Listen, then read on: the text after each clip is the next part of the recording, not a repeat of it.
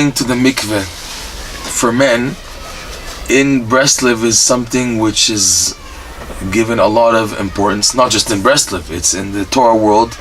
A man going to the mikveh today is something which is very, very, in areas of Kabbalah and the Hasidic teachings, is something which is very stressed.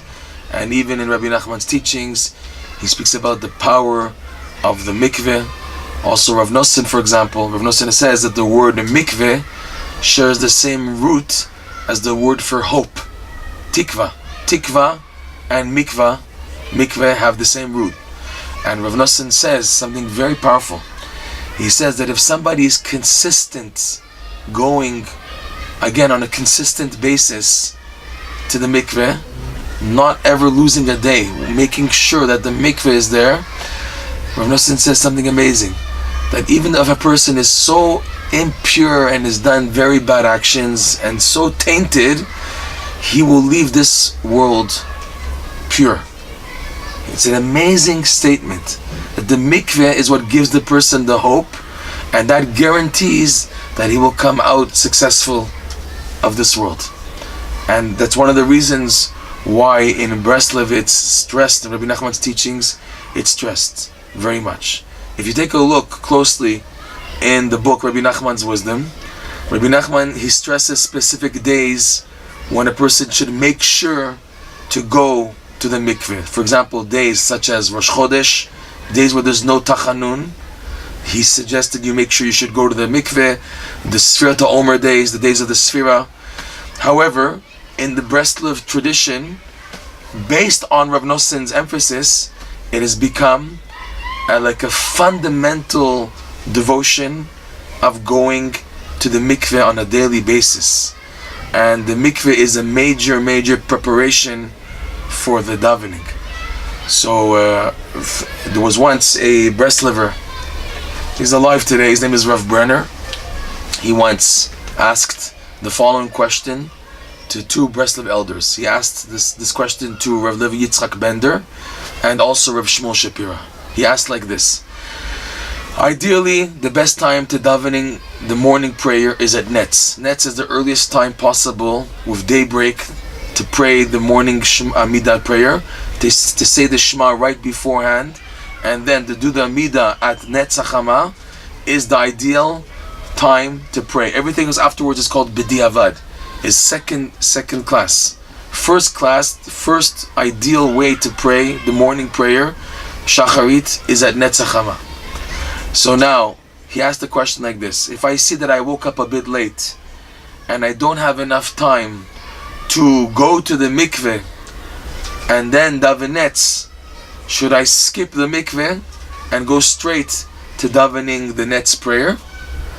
So Rav Levi Yitzchak Bender, who is known for being a very tough, in other words, very a soldier attitude in serving Hashem. It's like his name, Levi, which is severity, and Yitzchak also, which is severity. He was a very strong man, of this Rav Levi Yitzchak Bender. For over 75 years, he didn't miss a single night of getting up at midnight. These are people who are literally like angels.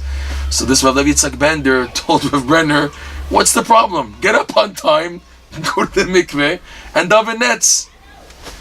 He asked the same, so he was stuck. It's a forcing answer. In other words, it's mechayev oto, that he has to make sure to get up on time. There's no playing games here. You have to work on making sure you're up on time to go to the mikveh before, and then daven the Netz.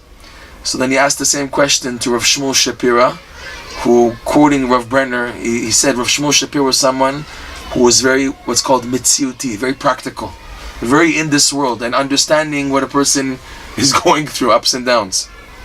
Rav Shmuel Shapira said like this: if you can't daven Netz, you can't daven on the later minyan, it's such a transgression.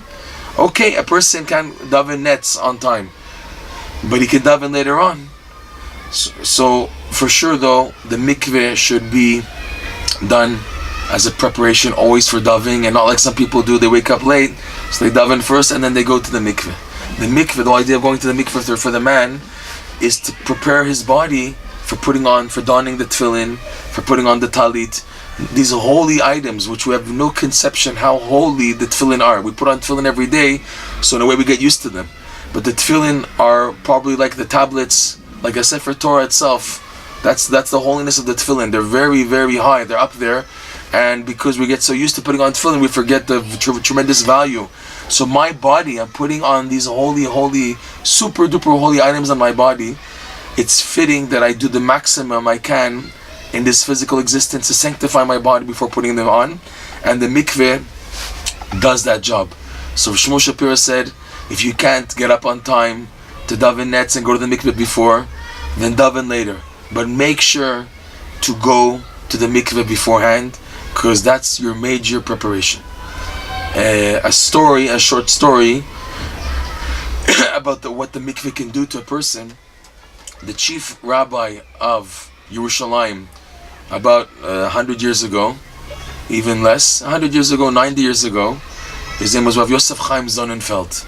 Rav Yosef Chaim Sonnenfeld, he was not necessarily from a Hasidic background.